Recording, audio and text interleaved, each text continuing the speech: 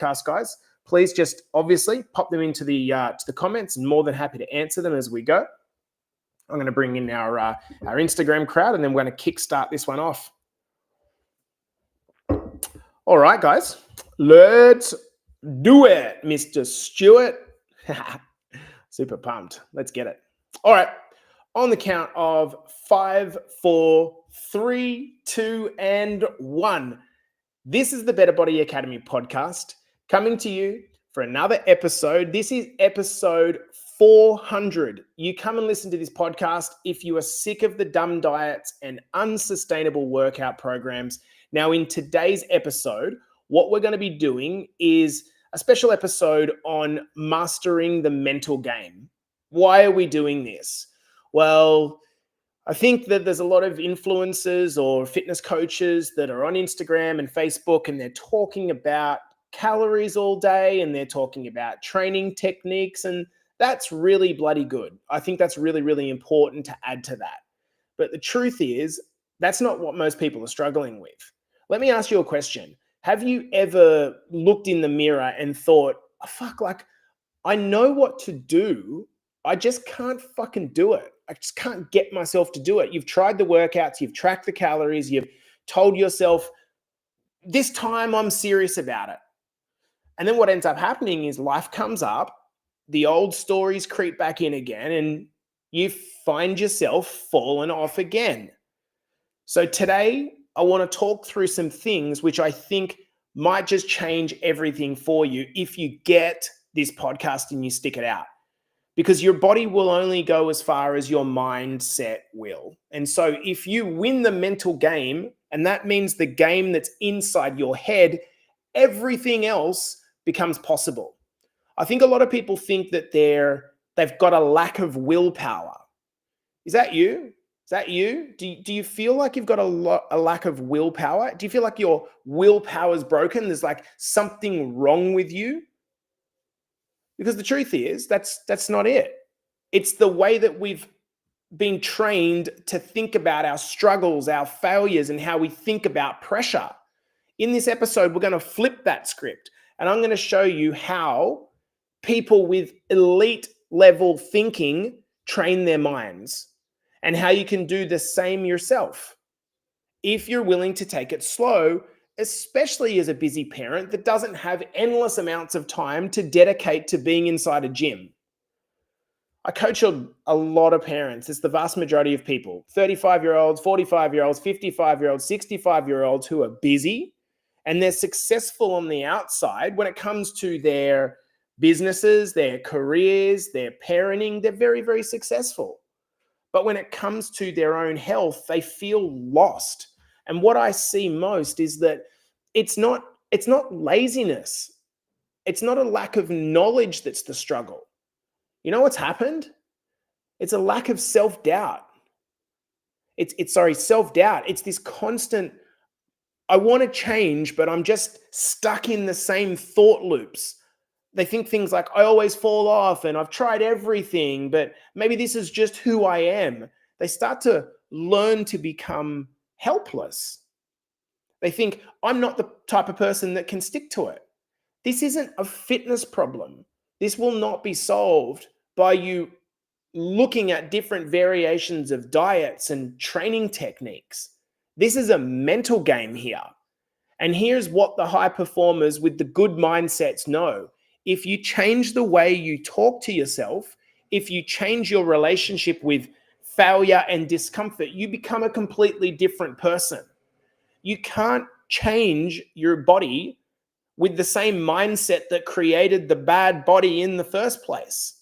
You can't change from this place of self-deprecation and criticizing and expect that something good's going to come out of that. It's just not how it works. This is the truth about mental toughness. It's not about being a robot. It's not about forcing yourself to be disciplined every day, perfect every day.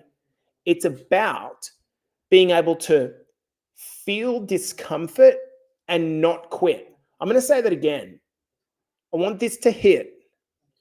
So many of us, we feel discomfort and we run away.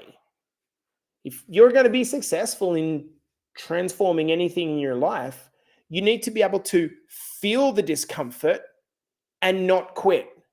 Some parts of this year for me have been extremely uncomfortable, extremely uncomfortable. I'm still here. I still show up because I'm mentally tough. I'm not by any stretch of the imagination perfect without failure. Think about this. When a toddler has a tantrum, it's because they're overwhelmed, right, by emotions. And as adults, we do the same thing. We just hide it better. Would you agree?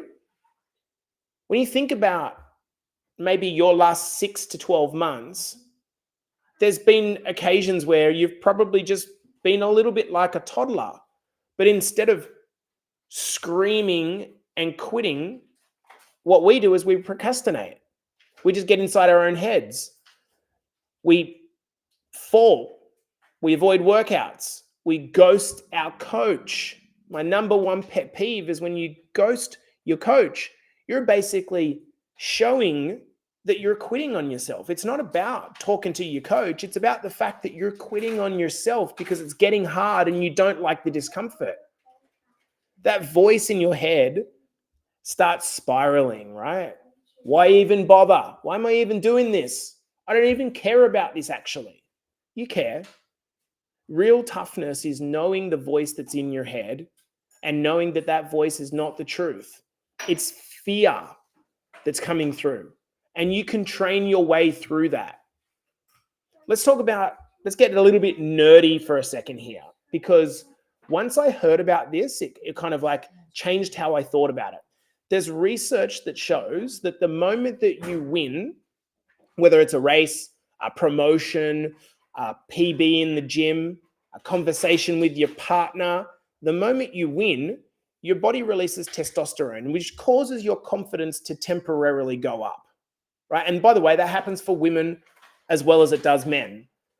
But if you lose and you dwell on it for a long period of time, you have this like flood of cortisol. The stress hormone washes through your body. So you kind of got these like opposing hormones that work: testosterone, which increases your confidence; cortisol, which floods you with stress. And so when that happens, you hesitate, you retreat. And then the next time you go to do the thing, you choke. That's not a character trait about you. That's not a weakness in you. That's your biology. But you can rewire that by how you choose to respond, by what you do as the next threat, as the next challenge to yourself.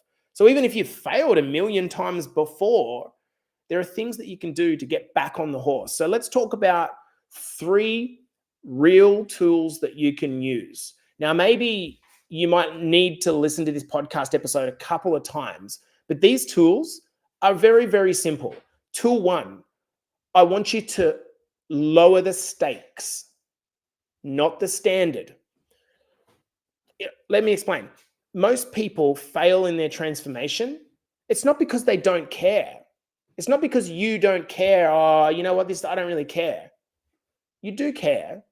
It's actually because you care too much. That becomes a problem. You're attaching so much pressure to the outcome of getting on the scales and needing to see them move that when it doesn't move, you choke. Or you think that everything needs to be perfect. Every meal has to be perfect. Every workout has to burn. And the moment it doesn't go to plan, you collapse. That mindset, that need to be perfect, that's the root cause of the problem. There's an old phrase: consistency always beats intensity. And it's so true, particularly as we get a little bit older and we've got competing responsibilities in our life. Consistency beats intensity. You don't win by killing it. You don't win by dominating it. Like, I dominated today's session. I dominated this week. That's not how you win. You win by showing up when you don't feel like it. Think about when you felt most successful in your life. Was it when you were doing it tough, but you showed up anyway? when it was kind of like against the odds. For example, you missed the gym, so you did 20 squats just to do something. Maybe dinner went shitty, so you know what? You got back on track. You had a bit of a blowout, you got back on track the next day, and everything was good again. Maybe you ate too much at dinner, and you thought, you know what? Okay, you shrugged it off, and you went for a walk. The goal is no longer perfection. That's not the goal. The goal is to keep the ball rolling, because when you're in momentum, what happens when you're in momentum? You feel motivated. That's what happens. You keep the ball rolling. It's the momentum that causes the motivation. Everyone's kind of waiting to get motivated. Oh, I don't feel motivated. Of course you don't feel fucking motivated, because you haven't done anything yet. Once you start to move, and that momentum is what causes the feeling of feeling motivated, because then you start winning. So here's what you want to do. As a prompt, you want to, at the end of the day, ask yourself, did I set the bar at a level which allows me to feel like I've won? Because if you might have had the shittest day in the world, but guess what? If you set the bar at a level which is achievable for you to consistently win. Now, I've got a great example of this with one of our clients, Donna, okay? Just literally been on the phone to her a couple of days ago. She's like, I can't do this, I can't do that, I can't do that, I can't do that. If this isn't working, that's not working, that's not working. And it's like, fuck, you're in your head. Instead, let's just go back. Let me ask you, just drop all the workouts. Let's just focus on the push-up challenge. Can you do the push-up challenge? Don't even do workouts, just do the push-up challenge for the next 20 days. And guess what? She feels like she's winning, because she's focusing on lowering the bar. So tool 1, lower the bar. Tool 2, I absolutely love this tool. And I'm going to start, when I get back to Canada, I'm going to start doing this myself, albeit in a slightly different way. It's called an evidence journal or an evidence bowl, evidence bucket. You do whatever you want. We all carry, emotional baggage, and our brain has this tendency to move towards the negative, right? Do you feel that? It's like your brain doesn't operate much in the optimistic way all the time. We're always thinking about what we've got to do, and this baggage kind of weighs up. So here's what we want to do. We want to start what's called an evidence journal or an evidence bowl. I challenge you guys in Better Body Academy to do this. It's so simple. You take a glass bowl or you take a journal, and over the course of a day, you just have a piece of paper, like a journal that you write in. And every time that you do something that you're like, oh, that was good, I'm proud of that. And it might be you packed a healthy lunch, you didn't react to your kids, you had a difficult conversation with a partner, you went to the gym when you didn't feel like it, you stuck to your meal plan, whatever it is, you write it down, tear it off, throw it in the bowl. What you're doing is prepping yourself for when self-doubt is going to kick in. The reason that, I don't need your validation. The reason that I am successful by my own definition is because I get self-doubt. But when the self-doubt kicks in, I remind myself of the things that I've done and my willingness to continue to show up. I can pull them out. I pull out messages from clients saying, you've just changed my fucking life. How can I possibly thank you? Like, I pull them out. I pull out photos. I pull out workouts that I've just done. If you stack this evidence now, guess what's going to happen? When you inevitably have these weak days, which you're just definitely going to have, when the self-doubt kicks in, you've got your evidence journal or your evidence bucket. If you don't have that, you're kind of like hoping to remember what you've done well. Here's a really good thing. I'm thinking about people like who are watching this podcast, like Nikki Bassnett and Nikki Friend and Terry Holden, these types of people. You can go in and you can search your name on our Facebook group whenever you're feeling shit. Search your name, filter it to posted by you, And you will get this huge list of all of the bits of document that you've made yourself, which prove who you're becoming. Isn't that like a resource to have? It's kind of like, even if you blew your budget, you look at your bank account and you go, yeah, I'm doing well. Tool 3, and this is where we're going to finish the tools off. I want you to start training for discomfort now. Training for discomfort now. As opposed to every time discomfort comes up, walk away. I want you to start doing the mental reps now. We avoid discomfort. We scroll past it. We try to eat it. We eat it away. We watch Netflix. And guess what? The discomfort's there when we come back, isn't it? It doesn't matter if we put our head in the sand. It's fucking always there. We can't get away from it. I feel very successful in my life. Every day is uncomfortable. I don't feel like doing things. I hope that it would leave. It doesn't fucking leave. It's still there all the time. But guess what? It's part of the process. The people who succeed are not the ones that never get exposed to the discomfort. It's not that they somehow have a comfortable life. They're the ones who stop fucking freaking out when it happens. I'll give you an example. Last week, for no reason at all, and you might think of this as like, ooh, social media. Like, part of running an online fitness business is my Instagram account is very important. Out of nowhere, it just got randomly shut down for 2 days. No reason at all.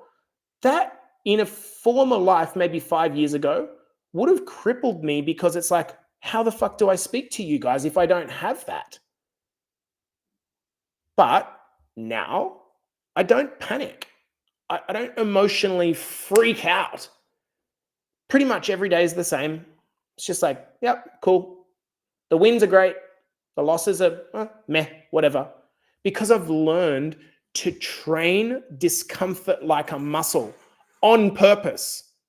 So here's what you can do. You can start doing small mental reps of discomfort. What does that actually mean? Like, just little challenges to yourself. Like, leave your phone in a room for an hour and don't be near it. Go for a walk when it's, to you Aussies, it's pissing down, raining outside. Most of the time, like, we would go, oh, I can't do my steps. You actually can. Just go and fucking walk in the rain. Like, just go and walk. It might be uncomfortable on a Friday night to say no to alcohol for the first time ever. Do it this Friday night. Just decide, you know what, I'm just going to do something uncomfortable. It's not going to kill you. It might be uncomfortable to sit down and be hungry, especially when that hunger is usually emotional shit going on in your mind. Just sit with the hunger and be okay with the hunger. It might be really, really difficult for you to drink 3 liters of water a day. Make that the discomfort task you do today. So to recap, I've given you 3 tools that you could do right now. Very simple, practical tools. Number 1, lower the stakes, right? Stop this like, oh, shoot for this moon and land in the stars bullshit. Instead, let yourself win. Lower the stakes. Stop putting so much pressure on yourself.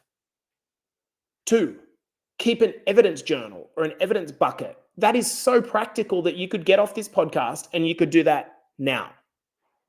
Start writing everything that you're doing well when it happens in a blank journal and throw it in a bowl. Number 3, train for some discomfort. Like, choose something uncomfortable for you and do it today, now. You don't need motivation. You don't need perfection. You just need to show up differently in your life. And when you do, your mind gets stronger. It doesn't happen overnight. It takes time. But your body will follow, your habits will become ingrained, and your life starts to improve. There's so many examples of this inside of our academy where you just start small. Perfect Nah. Messy action? Amen. 1 out of 10 workouts? Amen. 5,000 steps instead of no steps? That's what we're talking about. And you do that every day, you start to change. All of a sudden, 3 months in, your life is different. You just believe in yourself more because your mindset's changed. Let me ask you a question as we wind this podcast to an end. And this one gets me emotional, to be honest, because every damn day I see beautiful men and women, smart, caring, successful women, successful men, slowly losing belief in themselves. It fucking sucks. The question is like, who do you want to be? Who do you want to be? What do you want your life to be? You're fucking dying. Just like I am. What do you want your life to represent? Do you want to just like peter out into insignificance? Or do you want to enjoy your time? You don't even have to have this like big, like a high level of need to be known. It's not about that. You get to live life on your terms. Not be trapped in this mindset of I can't do things. Because what's going to happen is eventually you're going to punch through. And then when you do, you'll spend the rest of your years regretting that you didn't do it earlier. That's what happened to me. I spent 6 or 7 years just in mediocrity. The moment I actually broke through, I was like, fuck, like I've wasted so much fucking time now and I can't make up for it. So now I'm just going to live my life in a different way straight going forward. That's it. Not, oh, I put on weight today. Like that's so fucking insignificant. Not, did I nail the perfect day?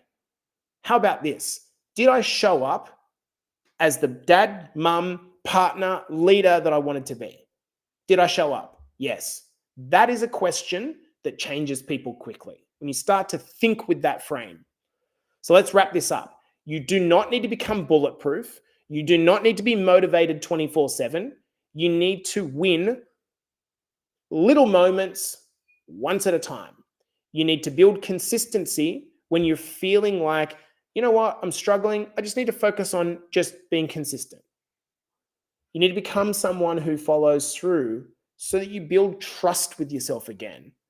And the final point is when you notice your self-talk is negative and criticizing and you're calling yourself a fat so-and-so, and you got to stop it. You got to say out loud, Jason, this is a fucking story that you need to stop telling yourself. This is just ridiculous. This doesn't help. I am awesome. Have a conversation with yourself. Pull yourself up and say, no, I'm not a quitter. I'm a winner. I'm a fucking winner. Go to your evidence bucket and pull out the things that prove that you're a winner. You're a great parent. You're a great human. You're sharing, you're giving. Stop giving everything away to everyone else and then sacrificing yourself. Pretty fired up today, guys. This has been the Better Body Academy podcast coming to you for another episode 400. If you haven't already subscribed to the podcast and you got value from this episode, you can always go to Spotify, Amazon, Google, Apple, wherever you listen to podcasts, and search Better Body Academy podcast and subscribe, leave a review, and I'll see you guys in the next episode. All right, team. This is like very dear to my heart because we think that it's about calories. We think that it's about training techniques and the like. It's not. This is about stopping the story that you keep telling yourself. When you stop the story, things just change, right? Hey, girlfriend. Hi. Do you want to say hi to everyone?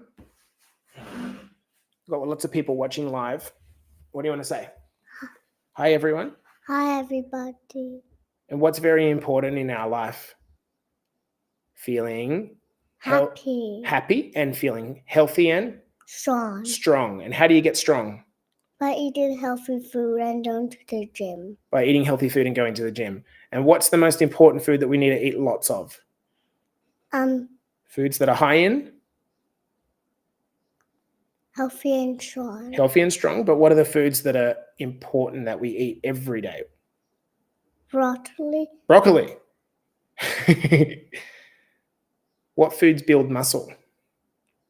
Fish. Fish and Steak. steak. And what are those foods? High in? Healthy. Healthy. And protein. Right? Yeah. Anyway, guys, I'm going to love you and leave you there. Have a wonderful day. Thank you very much for all the birthday messages that you sent through. I really appreciate it. And we'll chat to you guys soon. Peace.